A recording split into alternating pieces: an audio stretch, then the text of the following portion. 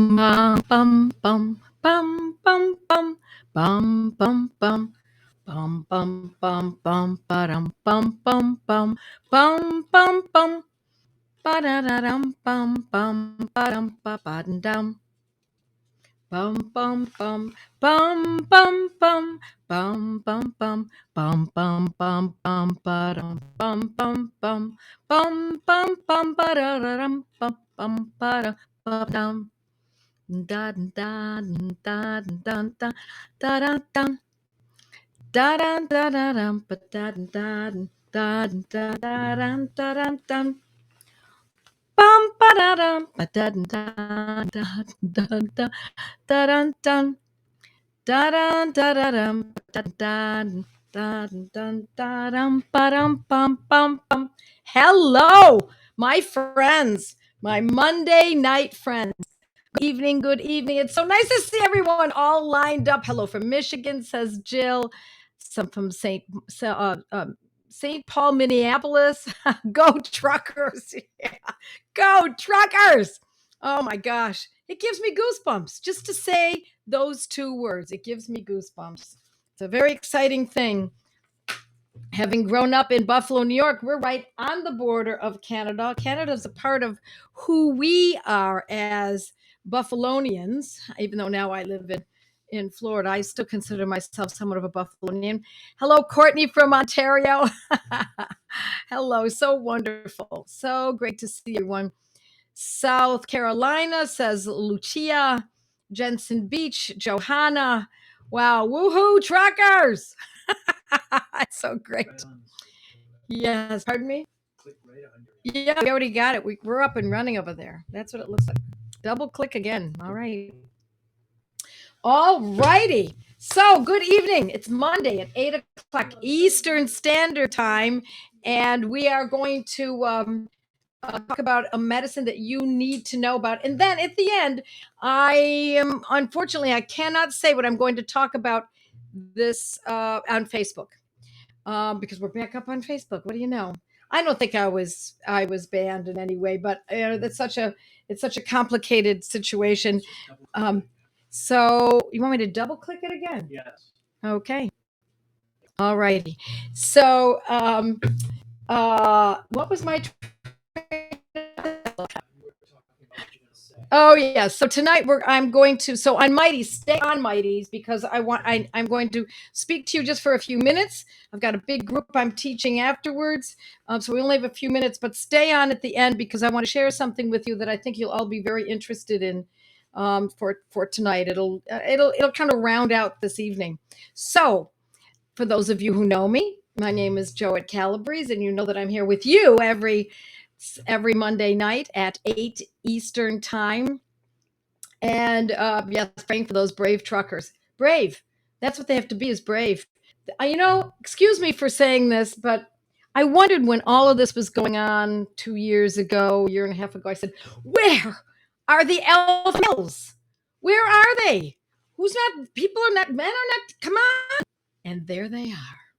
And out of that woodwork are coming all our alpha males, not just in Canada, but very much so in Canada, but also in the US and other countries. And so it's a wonderful thing to behold. We women are behind you, and we can take the lead in other ways, but boy, do we need you guys in that caravan. There's no doubt about it. So, let me tell you that the sound is a little glitchy, Perry. People are saying it's glitchy. So let's see what we can check on this. It seems to be the way it is every week. I know, I don't understand, but here it is. So those of you who don't know me, my name is Joette Calabrese, and I've been teaching homeopathy for 35 years, and I've been a homeopath in full-time practice for about close to that, about 30 years now. And I teach I get what is considered complicated and make it easy. That is the goal. And one of the reasons, my friends, that I left working as a classical homeopath and went to practical, what I call practical homeopathy, is because not just for the sake of my practice, although it did make a big difference, but really it was all about being able to teach families. I wanted to be able to teach families how to do this. And as a classical homeopath, and I taught classical homeopathy, and actually it was the first classical homeopathy course, college level, that was credit bearing in New York State. And I found it very frustrating because people wanted to know, my students, who were mostly nursing students, wanted to know how to treat chronic conditions, and I couldn't teach them. All I could teach them was how to deal with acute conditions. Well, that's great, but most people are suffering from chronic. Now, acute only comes up from time to time. So, in teaching or in learning how to use protocols from the Banerjees and from other sources that I've studied through the years of French homeopath that I also follow, that I've studied here and there, I find that I can teach chronic conditions. That's the whole point. That's what it's all about, is to get this into all the households, particularly today in the world in which we live, where we know, and many people are catching on, that the jig is up.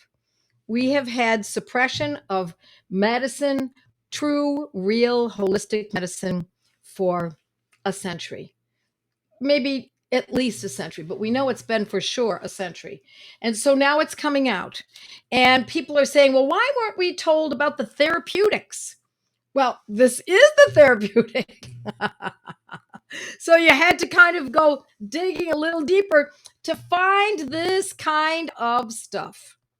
Thank you. I'm glad you are telling people that what I used, because I'm going to be talking about it a little more in depth to my mighties tonight. For those of you who are on Facebook, I hate doing this. I'm going to tell you, I hate doing it. I have to talk in code all the time. And so I don't want to do that for this particular information I want to give. So if you're so inclined and you want to join our mighties, by all means do so. But here we go. This is what we're going to be talking about tonight. We're going to be going through my Materia Medica. There were some remedies, some medicines that I did not include through the last couple of years when we've been studying these. Here's my Materia Medica. If you don't own one, should you be interested, you can certainly get it on my website. For those who do own it, you can follow along. And I want you to remember that a Materia Medica, for those of you who are new, is a list, anthology of sorts of homeopathic medicines. And so there are many of them. There are many great ones. Mine is just a simple, quick reference. But if you want to go in depth, you're going to have to go to bigger and more in-depth Materia Medicas. And I urge you to do that. I think the more Materia Medicas you have, the better, because you're getting different perspectives from different great homeopathic minds. So tonight, I'm going to read to you what I wrote and what I put out as the tickler for tonight, and that is the medicine that I'll be teaching you and your family this week is something everyone should own in their survival kit and know how to use. It is specific for hemorrhaging and sepsis. Pretty important remedy. It could be retinal hemorrhaging, gastrointestinal bleeding, ecchymosis, abscesses, angina, tonsillitis. I could go on and on.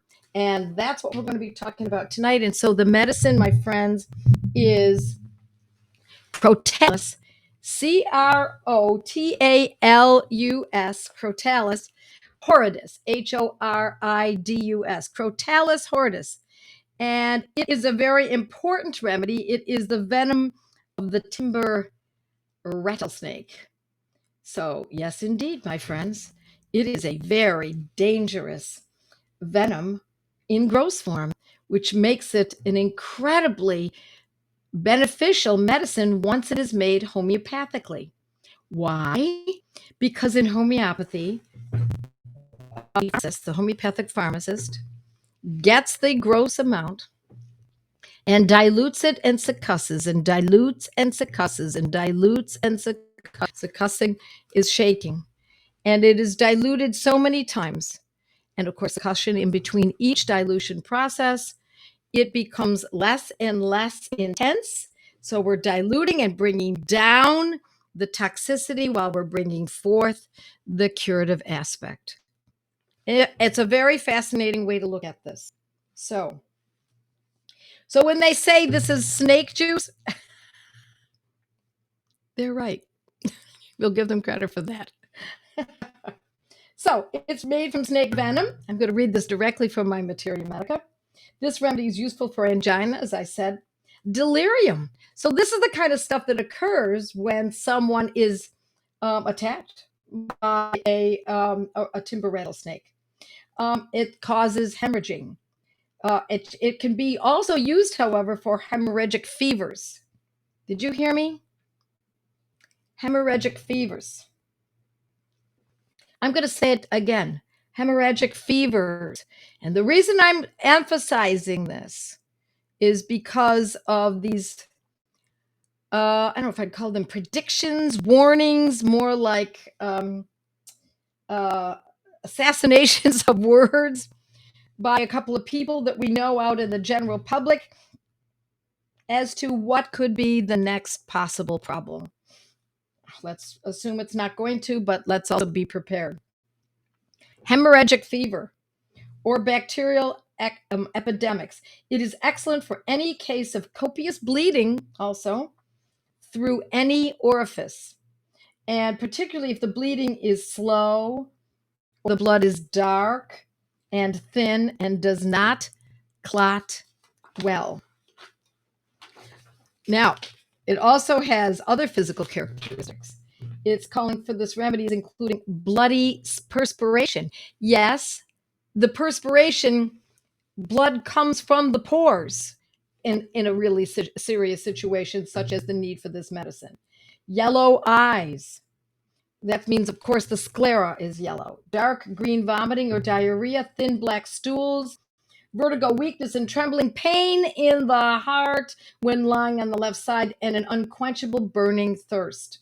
Headache symptoms include heavy occipital pain that is worse on the right side and by the right eye, and a need to tiptoe in order to avoid jarring the head because jarring hurts so much. Okay, so it's also for paralysis or collapse as the result of a stroke or a hemorrhagic issue. It is also the remedy of choice for those who feel confused after a stroke, heart attack, or serious infection. It may help to reduce anxiety and allow the person to deal with unstable feelings that do not go away on their own. It can also be used for throat infections. Remember, I said tonsillitis, where the throat feels inflamed, largely due to tonsillitis or laryngitis. Talus may help with this pain as well as any associated coughing. The person needing this remedy, I'm still reading from Materia Medica, may be sad and weeping with clouded perception and memory. And the symptoms are worse when lying on the right side in open air, and both in the morning, evening hours, etc., etc., etc. Very, very important medicine for everyone to know. It is, I want to remind you that this is very important for hemorrhaging, for vascular issues that are extreme, especially in an acute situation. The tongue can be swollen and protruding, and there is widespread bleeding. It can be from many orifices, or it can be ecchymosis, which means that it's blood pooling under the skin.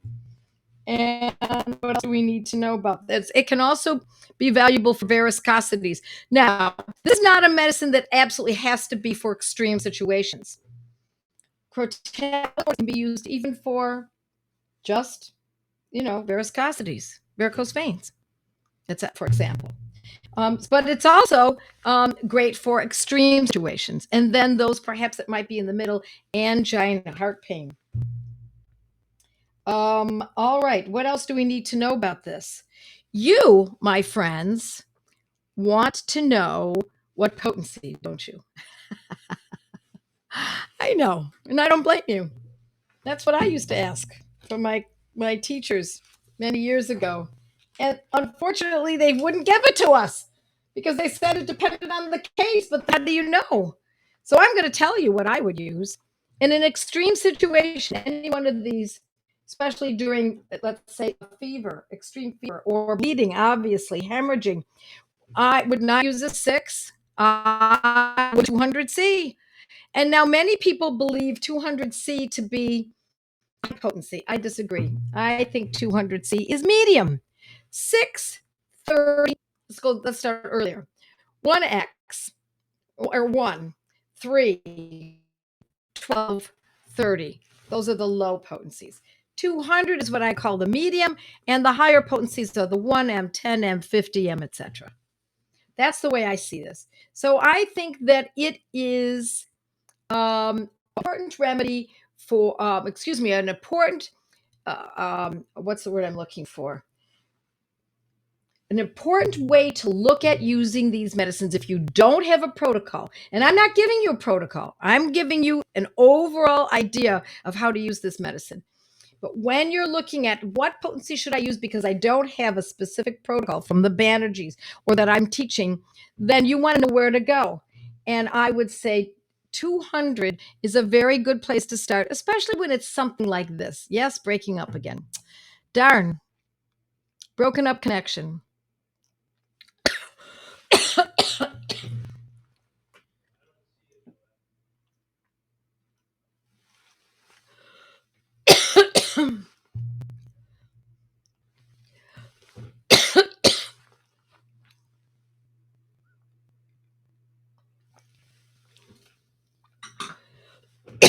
Excuse me. Let me read.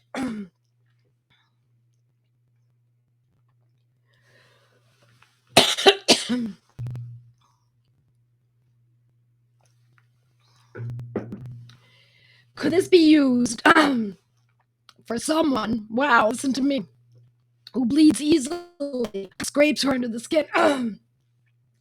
It is not my first choice, but it could be considered. Please excuse me.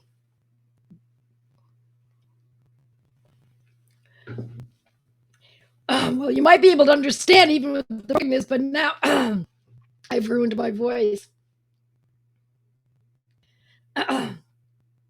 Yeah, that choking on saliva. All right, I'm also going to be looking at, let's look at Facebook. I can hear you. Good, thank you. Okay, here.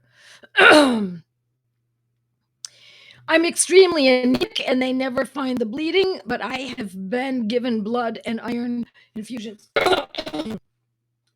I have written, my friends, about low iron, etc. I believe it's on my blog, so please do take a look at. There's a lot of information. Cough drop. That's what I need. Ipecac.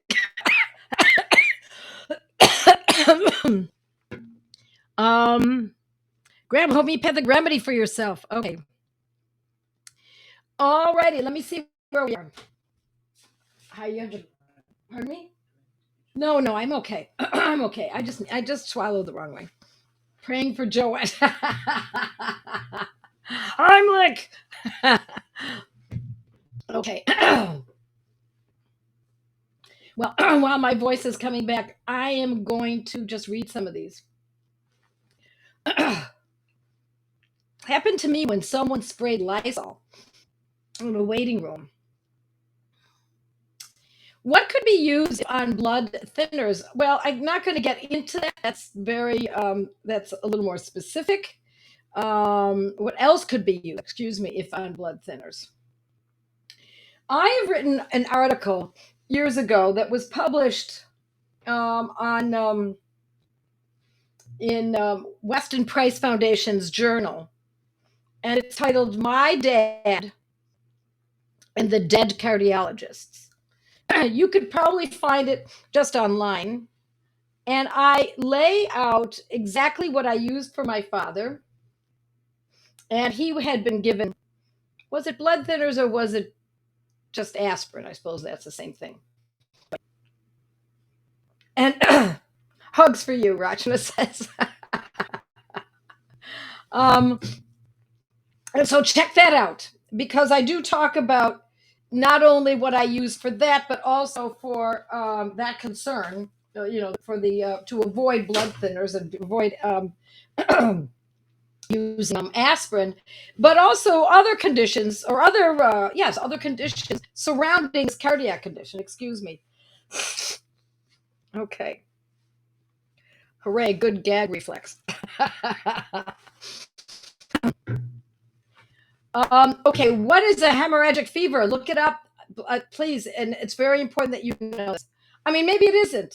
Maybe nothing will come of this, but from what we have been, is what's been insinuated, let's put it that way, is that hemorrhagic fever is something that we should be potentially prepared for. All right, so let's see if do you like Joe Pathy's method of Arnica 6 and water dose? Yes, I do. Yes, I do. Joe Pathy, he's my bud. I've talked about him a number of times.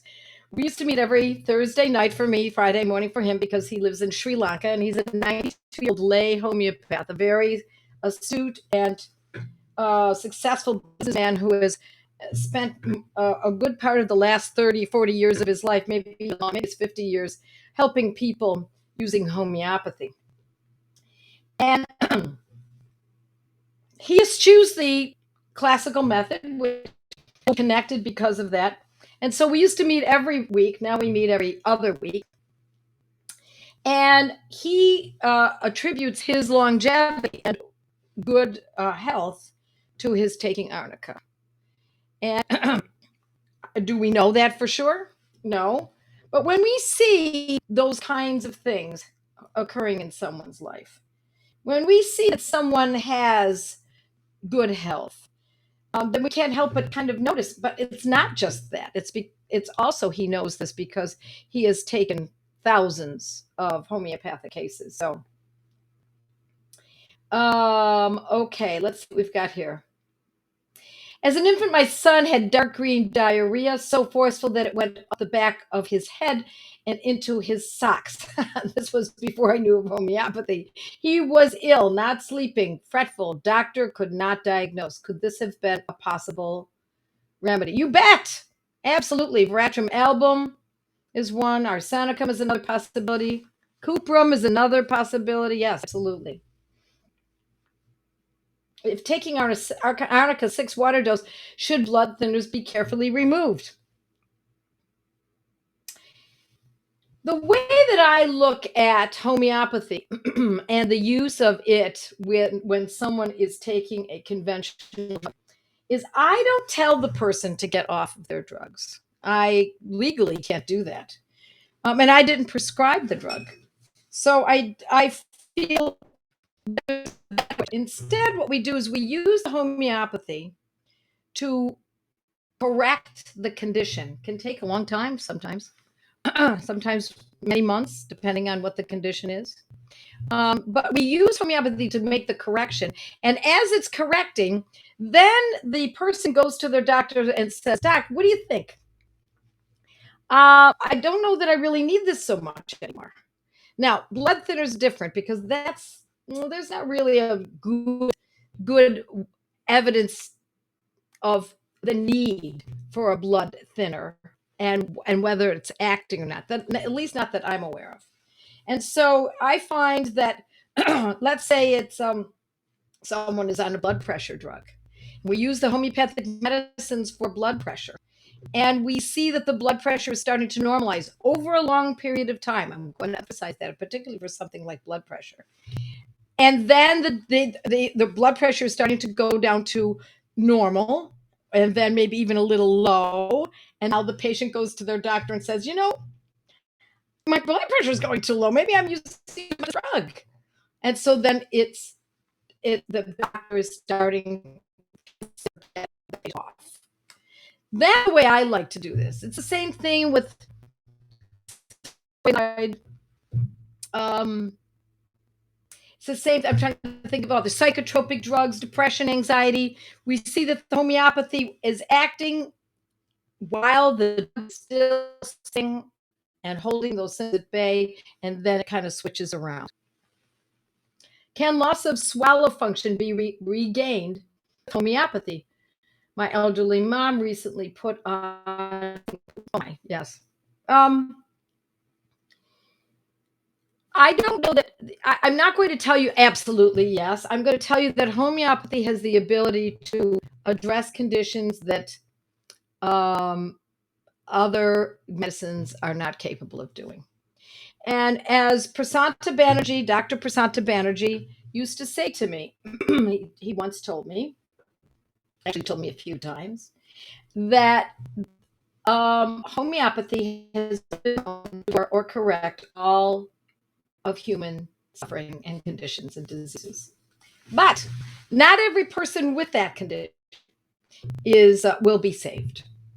So I always use the example of a man who's 92 years old, perhaps 95 years old. I'm not going to say 92 because I was just talking about Joe DeLavera. I'm not talking about him now.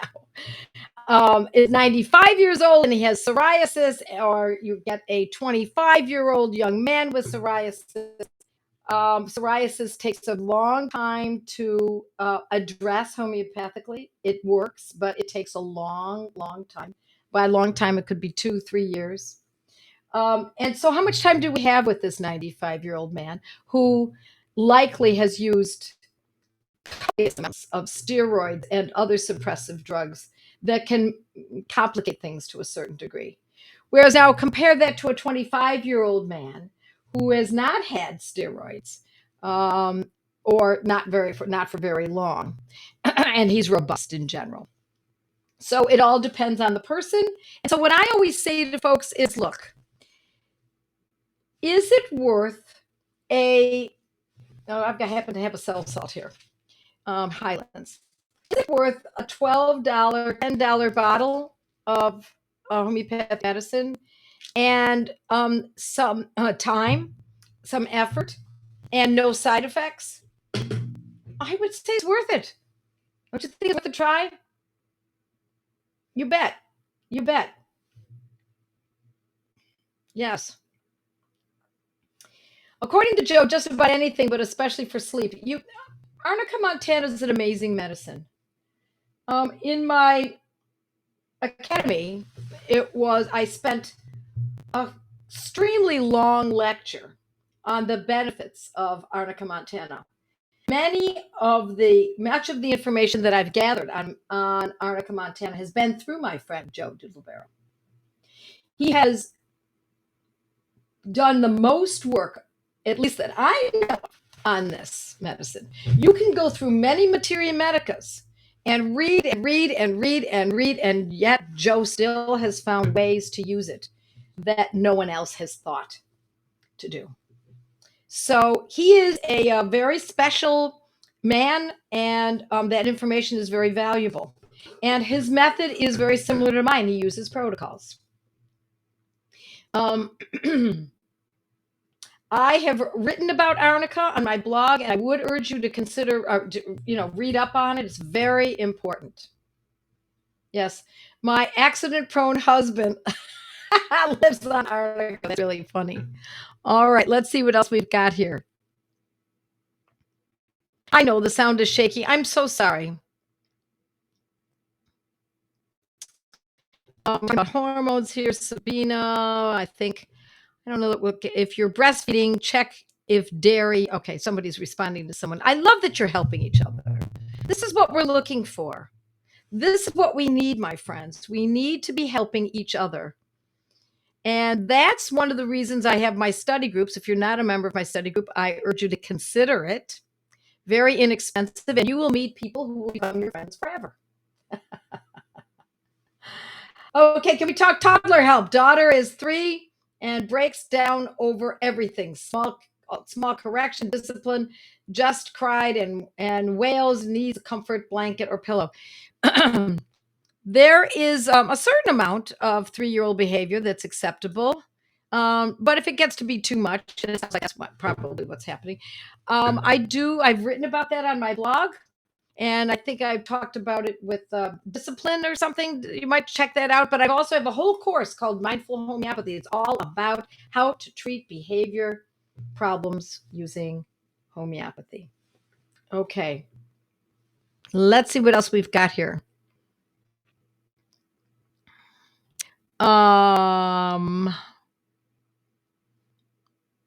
You bet. You bet. Oh, let's see. Joe's last name is De La Vera. Joe De La Vera. Arnica helps Buster. It does. And let's see. We're talking about menses here, menopause. It's going to be a little bit too in depth on that subject. And we have to wrap it up. So what I'm going to do now is I'm going to say goodbye to Facebook friends. And excuse me for you, I mean, a good amount of my time spent coughing. But stay on, Mighties, because I want to talk to you about something. I want to give you some information that I can't really say openly on Facebook. So, love you all. Thank you for spending time with me. Goodbye, mwah, Facebook people. And let's see, how am I going to do this? I am going to finish Facebook. Perry, you want to help me with this? And then we'll say hello to my my friends. Is it here? Over here. This is for Facebook. Wait. Excuse me, everyone. I step out of everything all at once, and I don't want to do that. Let me click that. Here. That. Could be that.